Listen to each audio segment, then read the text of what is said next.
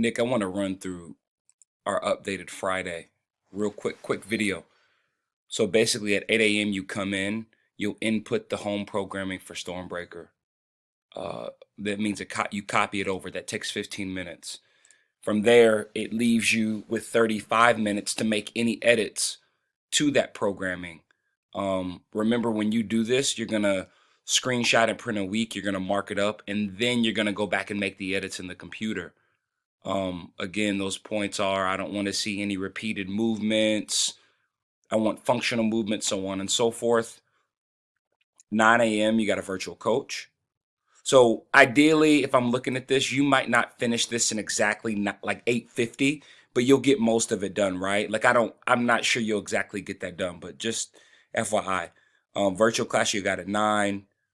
Input CrossFit Diablo programming, that changes to NC Fit. Input NC Fit programming in the Stormbreaker. So the thing with NC Fit, there's not a lot of edits that we're going to need for that, so that's 15 minutes long. Edit Top Dog programming, 35 minutes. So that's that.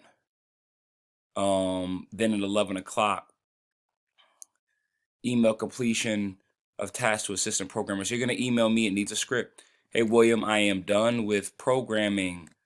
I need to meet with you. Whatever. So that's 3 minutes you're going to take to do that. Dog training with Pyro at 11, 60 minutes long.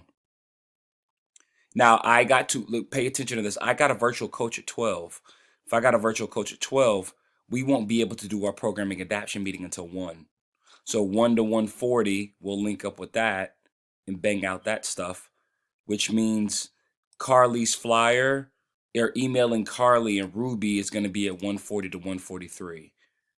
I've broken this down into two. It's 269 minutes. Is about 4.4 hours. So this is what the new updated Friday is going to look like. I want you to take a look at this and let me know what you think.